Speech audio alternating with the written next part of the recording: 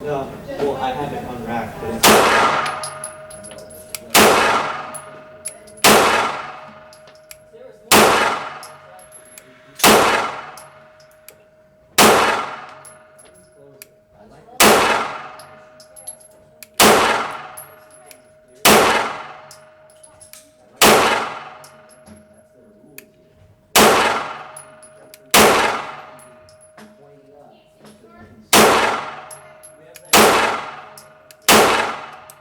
Everything has a price. This is the HK P30LS, chambered in 9mm. Introduced after the HK P30 came out, the P30L was the model to bridge the gap between the P30 size gun and the HK45 full size, giving you a full size 9mm with about a 4.5-inch barrel and almost a 6.5-inch sight radius. And of course was made famous by the first John Wick movie. Let's get into the boring stuff. The overall length is 7.71 inches. Overall height is 5.43 inches. The overall width with the ambidextrous levers is 1.37 inches, and the barrel length is 4.45 inches with a 6.42 inch sight radius. How you doing? The HK P30LS, loaded with 15 rounds of 124 grain Golden Saber plus P bonded ammunition, weighs in at 2 pounds 2.8 ounces. Plussed up to hold 16 rounds will be 2 pounds 3.3 ounces, and if you equip a TLR1S, will weigh in at 2 pounds 7.3 ounces. A spare magazine of 15 rounds of 124 grain Golden Saber plus P bonded ammunition, weighs in at 9.8 ounces. Before we get into field strip, the flush fit magazine capacity from the factory is 15 rounds, and because of the success of the VP9, there are a plethora of magazine extensions ranging from +3 to +15 and all sorts of interesting combinations, to include 30 rounds of Justice. Field strip is easy, however, you'll notice that the cut for the slide that you have to line up is pretty far back, and this remains captive, which is why it's painted red. So you have your typical HK receiver. Polymer is pretty thick. The rails are tiny and made of metal, and the guts with the sear and all the associated parts have a very standard HK layout. This is the best recoil spring assembly in the modern guns. Most of them have a nylon buffer, and the very first P30Ls that came out had a nylon buffer about that length, and HK, without telling anybody, decided to make a hybrid nylon and metal buffer. And the result is a very tame, manageable, and smooth recoil impulse, which is superior to pretty much every other modern HK. The P30L in 9mm is a very soft and smooth shooting gun. The barrel is your cold hammer forged, cannon grade steel, polygonal rifled, very thick profile barrel with a very nice polished feed ramp, and it's a high quality barrel. Lastly, you have the slide. Very good construction, very solid. And one more thing of note is how much of the slide actually engages the barrel on these newer HKs, HK45 series and the P30 series. You'll see that it's a lot more material versus the USP series or other competitors' options out there. So that's pretty awesome. It really secures the lockup, and when you're firing, it aids in reliability, and it also aids in consistency when it's in full lockup. So plenty of good reasons to have it like that. Reassembly is very simple. Just drop your barrel in. The recoil spring assembly in there.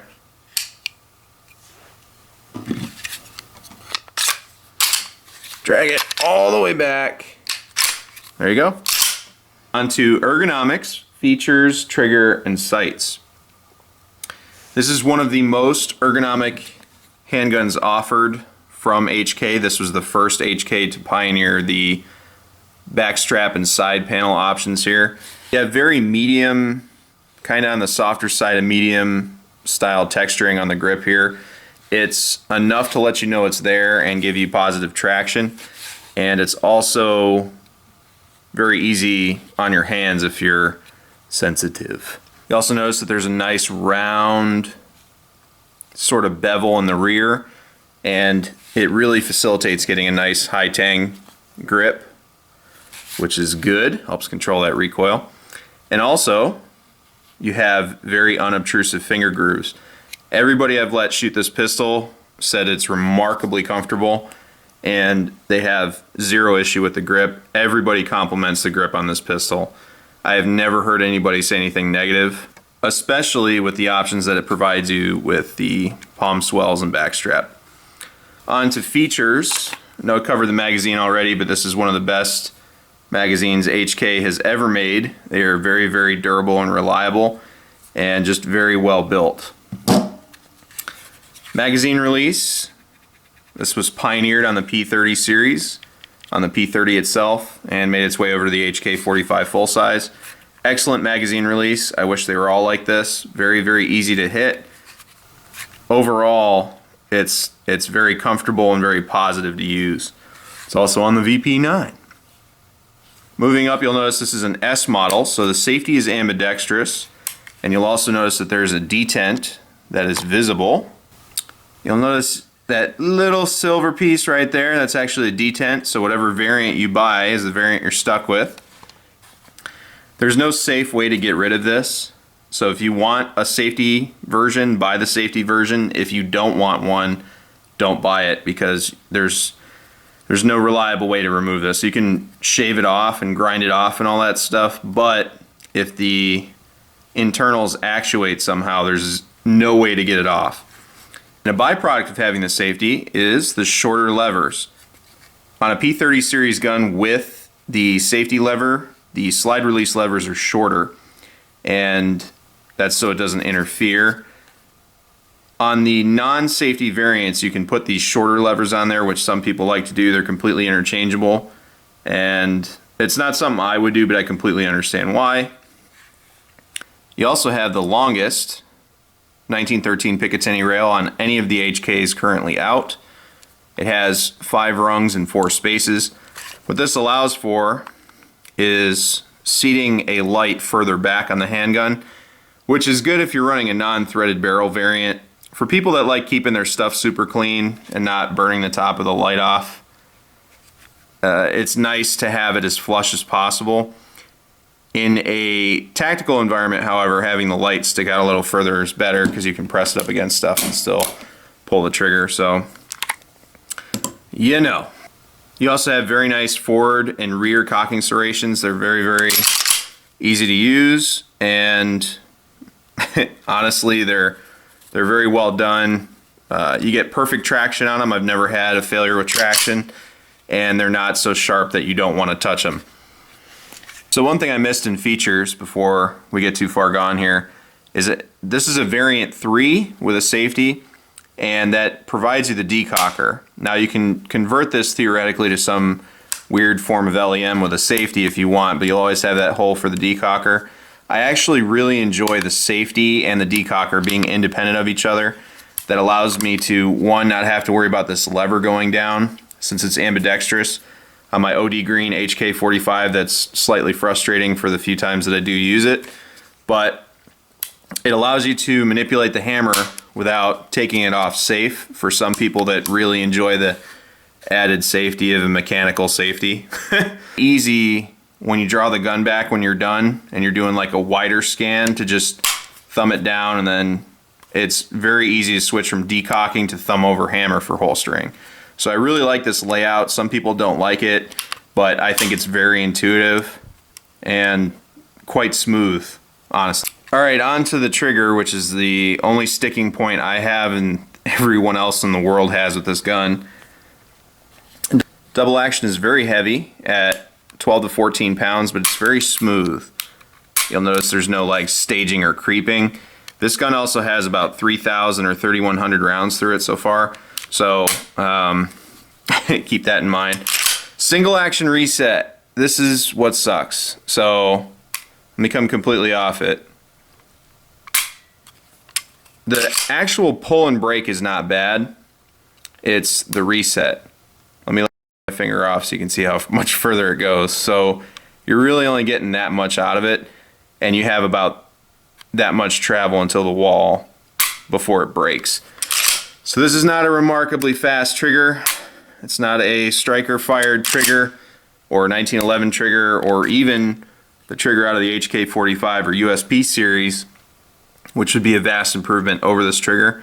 However, it is not an unshootable trigger, and you can learn to shoot it quickly. It just takes some dedication to this platform. I will say it's identical to any of the SIGs without a short reset trigger, so the Mark 25 from the factory, it's identical to the P226. So if you have a nicer variant, you already have the SRT trigger, but if you have a standard run-of-the-mill P226, it's the same slop in the single action. So there's plenty of people that run that gun quickly, and you can run this gun quickly just the same. There's no parts to make it better yet, but I've heard people doing stuff, and that's short of sending it to Gray Guns or Bill Springfield or somebody else to have them mess with the insides, which I'm not a huge fan of. So, and lastly, the sights. These are Luminova sights, not the night sights. You'll also notice they don't have a forward-leaning edge. What's nice about them is they're metal, and they have a very nice sight picture.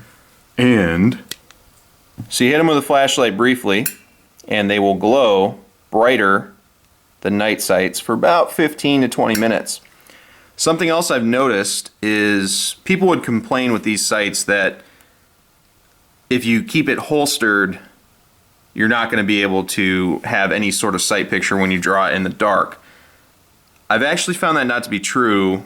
If you're carrying inside the waistband, appendix, or back area, or for me, when I had this on the 90 days on duty and I was using it as my bedside gun and sleeping with it, I noticed my body heat would actually kind of partially light these up, so I had some sort of reference in pitch black, which was nice. It wasn't as bright as it is now, but they were still there and I could pick them up with relative ease. So because they have that little glow-in-the-dark stuff, body heat works too, or heat in general. Also, in the daylight, they are super fast and super easy to pick up. This gun is about perfect for its size, and it's just good. This whole setup is fine from the factory. I do prefer the Mepra lights or Trijicon HDs. So my closing thoughts on this gun. Well, it's actually very underappreciated, but extremely respected. Todd Green, the late great Todd Green, may he rest in peace, PistolTraining.com documented his famous longevity test of the P30.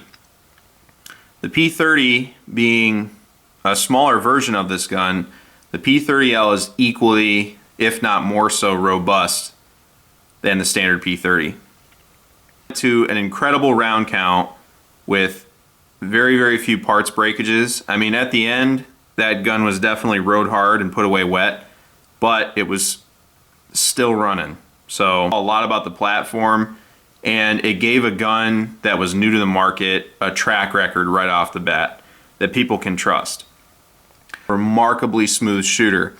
And because no one will argue that it's a super reliable, go to hell and back, go to war, do whatever you need to pistol, they'll say two things. It's really expensive, the trigger sucks. Those are the only two complaints on this handgun. And the combination of all the features it offers you, and how it sits in your hand, how consistent the gun is, and just how smooth it is. The recoil system, the way the gun's designed, how the action just glides. I mean, it just glides. So super smooth, well machined, just incredible. Like, it feels like a hand-fitted gun. It's so smooth. Lends itself to being an actual fighting handgun. So if you're looking, honestly, if you're looking for one size efficient, lighter weight, full-size handgun, this is actually what I'm going to point you towards. The VP9 is great and also does a lot of things, but if you want proven track record, which the VP9 is working on, but if you want absolute proven track record, the P30L or the P30 is what I'm going to push you towards first. And yes, the trigger is not the best, but there are guys out there that just run P30s and they do it very well. And you wouldn't be able to tell that it had a bad trigger. Like you'd watch. At the end of the day, remarkably accurate handgun. It rewards proper fundamentals, and you can train around its shortcomings, and it will. This gun's gonna outlast me, to be honest. I guarantee you, I probably won't have to replace the recoil spring assembly. I will at some point, but this is one of those guns that's just like ready for whatever you throw at it. Remarkably reliable and an excellent choice. And no one that has experience or anything like that will steer you away from this gun telling you it's a bad gun. They might say, well, the trigger sucks and it's too expensive. But no one's going to say, it's not proven, or it's not going to last, or it's not reliable. None of those things. Never had an issue with this gun. It is never, not one time jammed. Not one time. So, and I know just over like 3,100 or 3,200 rounds is not a big deal, but to have a gun that you can pull out and know is going to work every single time goes to the reason I have this thing still. And it's a gun that you want to keep taking out and keep working with and keep pouring time into. And every day is not a great day with it, I'm not going to lie to you, but it's a gun that just rewards dedication, perseverance, and once you've mastered it, you kind of don't want to give it up. So those are my final thoughts on the gun. Definitely highly recommended. It's a benchmark in performance and reliability. And if you're thinking about buying one, absolutely. And absolutely worthy of being the John Wick gun. And I completely understand why they picked it. Somebody breaks into your house, kills your dog, and steals your Mustang, and it's time to come out of retirement, this is the perfect gun for you. Thanks for watching. Take care of each other, stay safe, and support and defend the Constitution of the United States of America.